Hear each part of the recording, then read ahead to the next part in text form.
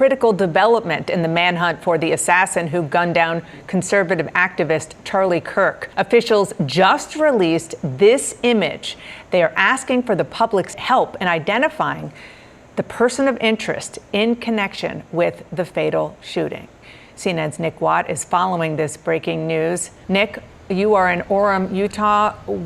This is a really significant moment that this is being put out to crowdsource. Absolutely. So, Dana, we were told that they made some key breakthroughs overnight. One of those breakthroughs was good, clean video images of this suspect. Now, we were told about 2.5 hours ago that investigators were using technology to try to find an identity from that video image. We were told they were pretty confident that they could do that, but if they couldn't, then they were going to release the images to the public to try and get the public's help. They have now released those images on X, on other platforms, and it shows, as we were told earlier, a college-aged male who, as investigators say, could very easily have blended in with the crowd here on campus. 3,000 people here to see Charlie Kirk yesterday. Kirk's killer remains at large, but now we have a significant update in the investigation. The FBI has just now released images of a person of interest. Now, a few hours ago, we heard from them and they said they had clear and good video of the suspect.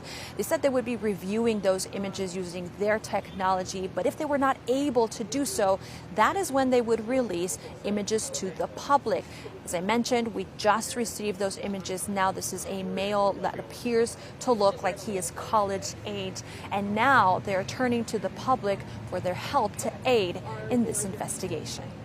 We find ourselves today hunting a murderer who chose to violate our rights. Investigators announcing significant progress in the search for the shooter suspected of killing 31-year-old conservative activist Charlie Kirk. We were able to track the movements of the shooter. We do have good video footage of this individual. The FBI says they believe they've uncovered the weapon used in the attack, but declined to publicly identify the suspect. We are and will continue to work nonstop until we find the person that has committed this heinous crime and find out why they did it.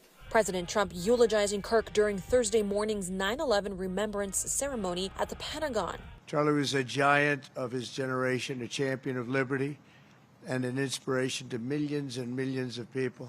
Announcing Kirk will be posthumously awarded the Presidential Medal of Freedom. I have no doubt that Charlie's voice and the courage he put into the hearts of countless people, especially young people, will live on. In remarks Wednesday night, Trump blamed the, quote, radical left for Kirk's assassination. But his murder is just the latest in a string of politically motivated attacks that have targeted people across the political spectrum. Leaders on both sides of the aisle decrying the tragedy and calling for temperatures to be lowered. We need to come together. We need to turn down the rhetoric. We need to stop this political violence. Now, as far as the motive, that is still unclear, but sources say there was a range of phrases referring to cultural phrases that were scribbled onto a rifle that was found in a wooded area, as well as ammunition related to this shooting. Investigators will try to decipher what those messages meant to try to shine some light on what could have driven this suspect to shoot and kill Kirk. Meanwhile, the FBI is asking people to submit any photos or videos they may have that can help lead them to the suspect. Reporting in Orem, Utah, I'm Maribel Gonzalez. You are watching the National News Desk, America's News Now. I'm Jan Jeffcoat, and right now a desperate manhunt underway in Utah to find the suspect in the assassination of Charlie Kirk. A news conference just wrapped up in Utah. We want to get right to Mark Boyle at the live desk. You know, Mark, I was taking some notes here as we listened to that news conference.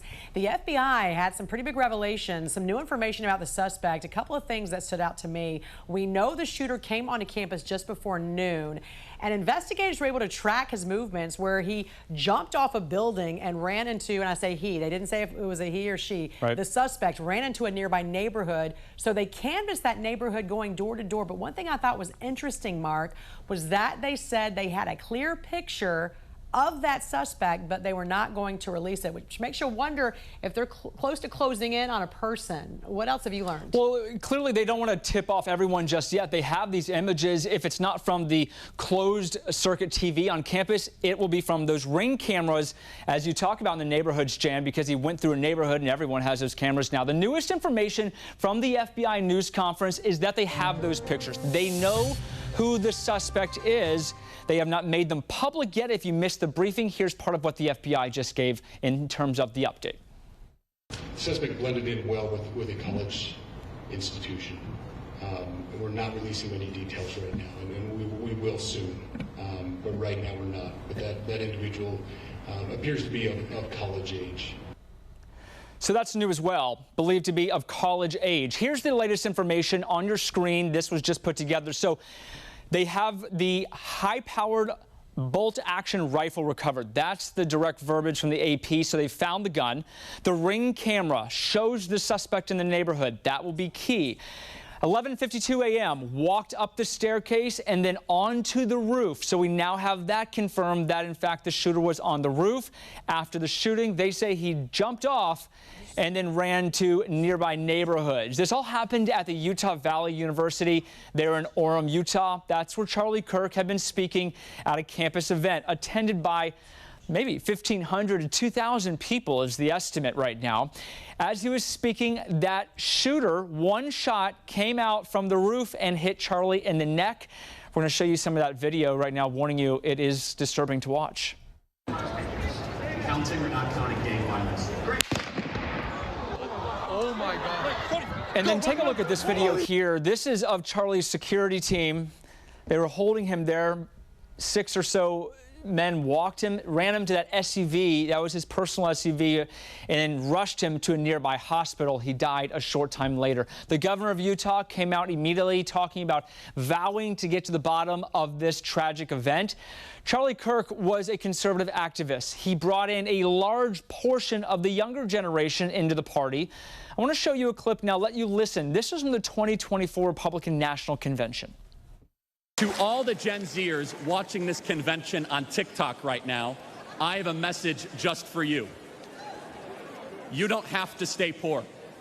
You don't have to accept being worse off than your parents. You don't have to feel aimless and unhappy. You don't have to support leaders who lied to you and took advantage of you for your vote. America's future is a series of choices. Our current state of slow motion national decline is a choice. This November, we're going to choose success. We're going to choose to put the future of Americans first.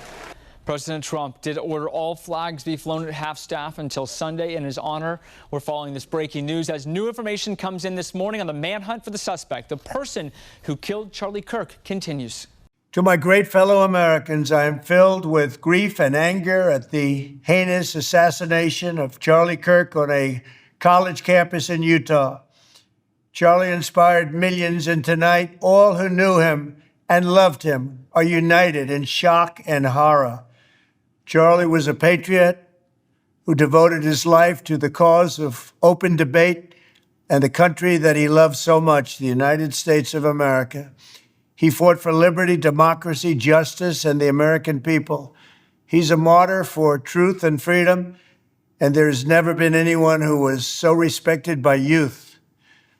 Charlie was also a man of deep, deep faith, and we take comfort in the knowledge that he is now at peace with God in heaven. Our prayers are with his wife, Erica, the two young, beloved children, and his entire family, who he loved more than anything in the world. We ask God to watch over them in this terrible hour of heartache and pain. This is a dark moment for America. Charlie Kirk traveled the nation, joyfully engaging with everyone interested in good faith debate. His mission was to bring young people into the political process, which he did better than anybody ever, to share his love of country and to spread the simple words of common sense. On campuses nationwide, he championed his ideas with courage, logic, humor, and grace.